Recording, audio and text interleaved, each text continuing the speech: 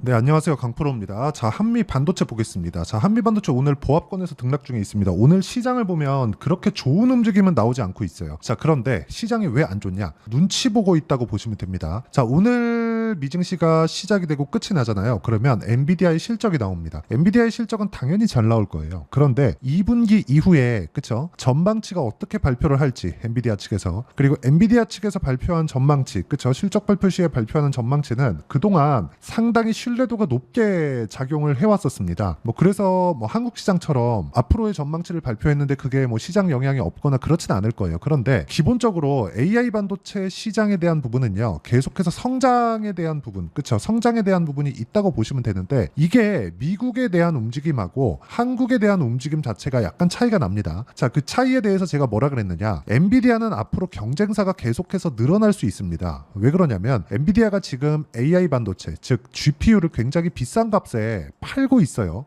그런데 이게 어느 정도로 비싸게 받느냐? 지금 AI 서비스를 하고 있는 업체들 있죠. 구글, 메타, 그리고 마이크로소프트. 이 마이크로소프트가 지금 챗GPT를 만들어냈죠. 그렇죠? 여기에 있는 오픈 AI가 지금 이런 구조를 갖춰가고 있는데 여기서 판을 깔아놓고 돈은 엔비디아가 다 벌고 있는 거죠. 근데 이게 이런 구조가 나올 수밖에 없는 게요. 이렇게 생각을 하셔야 돼요. AI 서비스가 이렇게 진행된다. 청사진을 딱 만들어 놓고 서비스를 시작을 했습니다. 근데 이걸 더 발전시켜야 되죠. 발전시키려면 뭘 해야 되죠? 장비가 필요합니다. 그 장비를 만드는 기업이 엔비디아로 낙점이 된 거예요. 근데 엔비디아에서 만들어낸 거 말고는 사실상 대안이 없다는 거죠. 자, 근데 여기서 한 가지 문제가 발생하는 게 앞으로는 학습의 시대가 앞으로도 계속 되겠지만 지금처럼 이런 좀 하드코어하게 굉장히 강하게 학습하는 시대는 앞으로 조금 23년, 24년이 지나가면 거의 없을 가능성이 높습니다. 결과적으로 서비스하는 그 추론의 영역으로 넘어가는데 추론의 영역으로 갔을 때는요. 엔비디아 GPU가 필요하지만 필요 없을 수도 있다. 그거죠. 그리고 지금 엔비디아의 고객사들이 있죠. 엔비디아의 실적이 어마어마하게 나올 겁니다. 근데 엔비디아의 고객사들이 어마어마한 기업들인 것도 맞아요. 그러니까 엔비디아의 GPU를 이렇게 비싼 값에 대량 구입을 할 수 있다는 거죠. 근데 이 고객사들이 이름만 대면 알만한 기업들입니다. 마이크로소프트, 구글 이런 애들이에요. 그렇죠? 그러니까 여기 뭐가 돼요? 엔비디아가 자랑하는 그 쿠다 생태계를 무너뜨릴 수는 없어도 비등하게 만들어갈 수는 있다. 그런데 여기서 자사 서비스에 맞는 개별 칩셋을 우리가 만들어 쓰겠다. 그래서 실제로요, 만들어서 발표를 하고 있습니다. 근데 여기서 뭐가 있냐? 생산하는 쪽은 다르다는 거죠. 엔비디아는요, 생산하는 게 아니라 설계를 합니다. 예를 들어서 그런 거예요. 아파트 하나 딱 지어. 그러면 이 아파트를 설계를 하죠. 설계를 하고 시공사에서 시공을 합니다. 그렇죠? 생산을 하는 거죠. 이런 구조가 만들어졌다는 거죠. 근데 이걸 어디서 만들어요? 대만에서 만들어요. 근데 지금은 뭐가 또 필요해요? 메모리 반도체가 계속해서 필요해지는 거죠. 그러니까 한미 반도체는 양손에 떡을 쥐고 있는 거예요. 지금은 하이닉스밖에 고객이 없었어요. 메모리 반도체를 다루는 쪽에서 삼성전자하고 하이닉스밖에 없었고 이 두 군데에서 거의 그 점유율 거의 한 80% 90% 이런 정도의 점유율을 차지하고 있었기 때문에 이 자체적인 내용을 보면 앞으로 더 좋아지는 거죠. 왜? 지금은 HBM에 대한 그 수요가 늘어날 수밖에 없기 때문입니다. 자, 그러면 한미 반도체는 지금 양손에 떡을 쥐고 있는 그런 상황입니다. 그러면 앞으로 실적이 좋아질 때까지 오를 거예요. 엔비디아의 실적이 먼저 좋아집니다. 물론 2분기 전망치가 하향 조절이 되더라도 점유율 단에서 하향 조절이 되는 건 너무 당연한 이야기라는 거고, 점유율에서 하향 조절이 되는데 AI 전체 시장 규모가 커졌을 때는 한미 반도체가 납품할 수 있는 규모가 커지고, 그리고 납품할 수 있는 납품처가 늘어날 수 있는 그런 상황이 돼 가고 있다는 거죠. 근데 주가는 뭘 해요? 가격이 먼저 반영한다고 제가 누차 말씀드려요. 선반영한다고. 그래서 실적이 지금은 그쵸? 287억밖에 안 돼요. 1분기 보면. 자, 보세요. 시가총액 딱 보면 13조입니다. 근데 분기당 영업이익이 287억. 그쵸? 이거 그냥 계산하기 쉽게 300억 잡고 곱하기 4 하면 1년치 나오잖아요. 얼마예요? 1200억이에요. 1200억짜리 기업이 시가총액 12조. 그쵸? PER 몇 배? 100배. 그쵸? 근데 지금은 1200억이 안 되죠. 그러니까 주가가 밸류에이션상 싸지는 분위기가 잡힐 때까지 올라간다. 그러니까 아직까지는 고가가 아니라는 겁니다. 그리고 하이닉스의 실적도 이번 분기에 돌기 시작했기 때문에 그쵸? 하이닉스의 실적만 딱 보고 있다가 우리가 매도 구간을 잡으면 된다. 지금은 아닙니다. 오히려 반등하는 구간에 맞춰서 우리가 타점 그쵸? 추가 매수할 수 있는 타점, 그리고 신규 매수할 수 있는 타점을 찾는 게 정답입니다. 정답. 자, 그러면 이렇게 타점을 잡았을 때 어느 정도까지 내가 매매를 할 수 있는지 그 내용을 한번 볼게요. 어떤 종목군을 매매하는지를 제가 보여드릴 겁니다. 자, 내용 보시면 그래요. 클래시스입니다. 그쵸? 최근에 화장품 관련 종목군들 굉장히 강하죠. 오늘도 4% 정도 상승이 나오는데 제가 언제 매수했나요? 올라갈 때 신고가 구간에 확인하고, 그쵸? 왜? 실적보다 비싸니까. 지금 이야기 드린 거랑 똑같죠. 그쵸?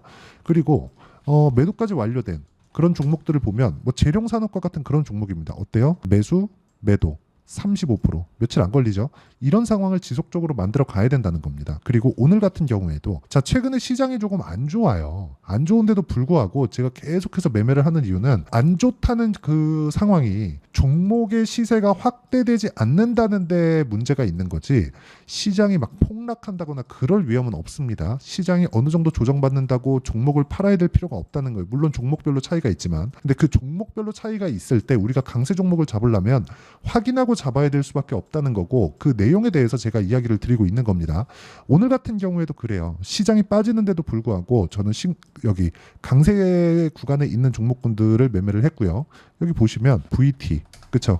이런 종목군들이다. VT 같은 거 제가 올라가는 구간에 계속해서 매매를 하죠. 최근에 화장품 얼마나 강합니까? 근데 오늘 시장이 안 좋은데도 불구하고 장중에 뭐 한 7, 8% 그리고 지금 3%대 강세 구간에 있습니다. 고가 구간에 제가 계속 매수하는 상황을 만들어가고 있어요. 그리고 이 내용에 대한 부분을 제가 여기 소통방에서 10억 만들기 프로젝트로 모두 공유하고 있습니다. 자, 위에 보면 뭐 대한전선 이런 종목군들인데 어떻습니까? 대한전선, 그쵸? 올라가는 상황에서 계속해서 매매를 해야 된다. 지금 팔아도 수익이다. 이거 오늘 종가에 매도 예정입니다. 매도를 해야 되기 때문에 오늘 제가 영상은 그렇게 길게 갖고 가지는 않겠습니다. 자, 내용 한번 보시면 그래요. 계속해서 강세 구간에 있는 종목군들을 우리가 꾸준하게 매매를 이어와야 된다는 거고, 그랬을 때 내가 수익 구간을 꾸준하게 만들어갈 수 있다. 그래서 매매하는 과정에서 내가 어떻게 타점을 잡아야 될지 모르겠다. 그리고 한미반도체에 대한 타점이, 그쵸? 지금부터 확인하는 그 과정이 어떻게 될지 모르겠다 하시는 분들은 소통방으로 들어오시면 되고요. 소통방은 무료로 진행합니다. 그래서 구독과 좋아요 이 두 개 눌러주시면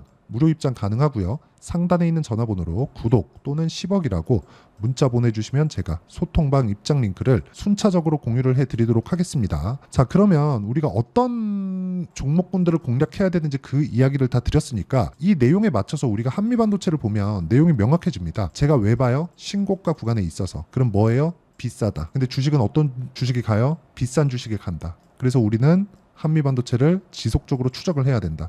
이 상황을 지속적으로 만들라는 겁니다. 지금 뭐 바로 매수하세요 그게 아니에요. 어차피 이제 내일이면 엔비디아 실적 반영됩니다. 그리고 나서 약간의 출렁임이 있을 수 있어요. 그 구간을 공략을 해야 된다는 거고, 그렇게 공략이 됐을 때 꾸준하게 수익을 낼 수 있습니다. 그리고 그 내용에 대한 부분을 제가 어떻게 타점을 잡는지 그 내용에 대한 부분을 여기 소통방에서 10억 만들기 프로젝트로 다 무료로 진행하고 있으니까 상단에 있는 전화번호로 구독 또는 10억이라고 문자 보내주시면 되고요. 그리고 이렇게 타점을 잡는, 전부 다 보시면 장 시작 전에 제가 말씀드리고 있죠. 이렇게 타점을 잡는 원리가 있을 텐데 그 원리에 대한 부분은 여기 한미반도체의 가격과 단기 보유 전략. 단기는 2주입니다. 2주 동안 내가 어떻게 수익 전환을 시킬까? 그 내용에 대한 부분이고요. 무엇보다 한미반도체의 엔비디아 실적 이후에 실시간 타점, 그렇죠? 매수하는 실시간 타점을 제가 문자로 공유를 해드리도록 할 테니까 상단에 있는 전화번호로 한미라고 문자 보내주시는 분들에 한해서만 제가 단기 보유 전략 그리고 한미반도체의 실시간 타점을 문자로 공유를 해드리도록 하겠습니다. 자, 내용 정리하면 그렇습니다. 주식시장은 미래 가치를 가격이 먼저 반영하고요. 그렇기 때문에 올라가는 주식들, 강세 구간에 있는 주식들은 모두 비싸게 거래가 되는 게 정석입니다. 그렇기 때문에 지금 반도체 종목군들의 뭐 비싸다, 싸다 뭐 이런 논란들이 있어요. 근데 그런 부분은 싹 다 무시하시면 되고요. 철저하게 내가 얼마에 사야 되는지 그 내용에 대해서 파악하는 게 정말 중요하다. 그렇죠? 이런 내용을 이해를 했을 때 내가 어떤 식으로 매매를 이끌어가고 그리고 어떻게 분류를 하고 어느 정도 성과가 나올 수 있을지 그 내용에 대해서 제가 다 이해를 시켜드리도록 할 테니까 영상 끝까지 시청하시고요. 모든 분들이 성공 투자하셨으면 참 좋겠습니다. 자, 24년도가 돼도 여전히 시장은 녹록지 못합니다. 이런 상황이 벌어지는 건 어쩔 수 없습니다. 이런 상황에서도 수익이 나는 종목들의 구조는 변하지 않습니다. 즉 대시세 종목에 대한 구조는 변하지 않는다는 거고, 실제 제가 소통방에서 지속적으로 이야기를 드리고 있는 내용도 대시세 종목이나 시장 주도주를 공략하는 건 철저하게 가격 분석을 하라고 이야기를 드리고, 가격 분석 이후에는 이슈에 대한 파악, 그리고 이슈를 파악하고 나서는 다시 내가 얼마에 매수할지 그 타점에 대한 부분을 지속적으로 언급을 하고 있습니다. 자, 근데 생각해 보세요. 1월 달에 시장이 굉장히 어려웠습니다. 어려운 상황에서의 어떤 종목들이 강했냐 보면 반도체와 그리고 바이오입니다. 자, 실제 여기 보면요.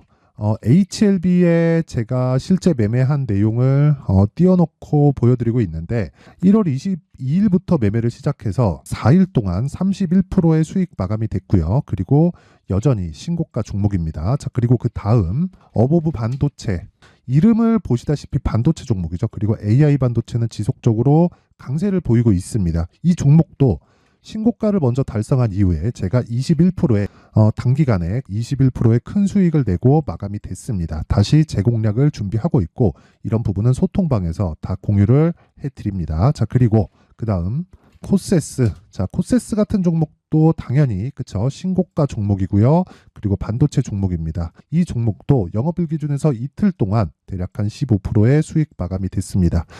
내용을 한번 보시면 어떻습니까? HLB를 포함해서 뭐 30%, 20%, 뭐 15% 이런 식의 수익이 지속적으로 발생하고 있는데, 이 세 종목 모두 다 신고가 종목이고 1월 달에 시장이 약세를 보이고 있는 구간에서도 강했었던 그런 종목입니다. 특징점이 하나 있는데, 그 이슈에 앞서서 가격이 먼저 반영했다는 거죠. 자, 근데 그게 기업 밸류업 프로그램이라고 하죠. 그 종목들도 마찬가지입니다. 오늘은 그 부분에 대해서 이야기를 드릴 텐데, 그렇게 제가 가격을 먼저 보고 이슈에 대해서 파악하는 이유는 결과적으로는 큰 시세를 먹기 위한 사전 준비 작업입니다. 실제로 큰 시세를 먹기 위해서 사전 준비 작업을 했을 때 여기 레인보우 로보틱스 127%, 그리고 ISC 98%, 그리고 한미반도체 97%의 큰 수익을 내는 상황을 만들 수 있습니다. 어떤 식으로 소통방에서 진행됐는지, 그쵸? 그 상황을 제가 이야기를 드린 건데, 이런 상황도요, 당연히 신고가를 공략했을 때 가능한 겁니다. 자, 그러면 이번에도 마찬가지입니다. 그쵸? 정부 주도의 코리아 디스카운트 해소 방안이 2월 달에 발표를 하고요. 그리고 2월 달에 발표된 내용을 토대로 주가가 움직이는 게 아니라 이미 움직인 내용이 있죠. 실제 이 내용은 크게 중요한 게 아니라는 겁니다.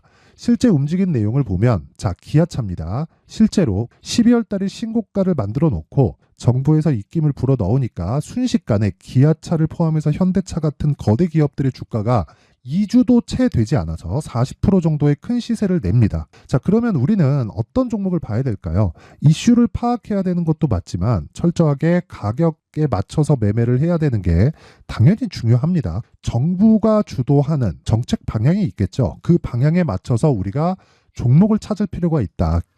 자, 그러면 답이 나왔습니다. 정부가 주도하는 방향에 맞춰서 제2의 기아차를 찾는 게 지금은 중요하다. 근데 정부 정책의 방향에 맞게 가자. 그랬을 때 앞서서 제가 보여드렸었던 내용인 여기 레인보우 로보틱스 127%, 그리고 ISC 98%, 그리고 한미반도체 97%와 같은 수익을 낼 수 있습니다. 물론 시간에 대한 부분은 최소 2주의 시간이 필요하고요. 그리고 최장 3개월 안에 끝내야 됩니다. 자, 기아차의 시세를 보셨던 것과 같이 2월 달에 정부 정책의 방향이 결정되고요. 바로 3월 달이면 시행입니다. 자, 그러면 우리는 거기에 맞춰서 당연히 종목을 찾아야 되고, 제가 제2의 기아차를 찾아놨습니다. 제가 아까 전에 소통방에서 이야기를 드렸었던 내용 다 공개를 해드렸는데, 그 내용처럼 종목만 받고 싶다 하시는 분들은요, 상단에 있는 제 전화번호로 대시세, 자, 대시세라고 문자를 보내주시면 정부 정책의 방향에 맞는 종목을 모든 분들에게 무료로 공개를 해드리도록 하겠습니다. 자, 제가 원하는 건 채널 성장이 목적입니다. 자, 그래서 구독과 좋아요 꼭 좀 부탁드리고요. 모든 분들이 정부 정책에 맞는 방향으로 매매를 이어가서 큰 수익 보셨으면 좋겠습니다.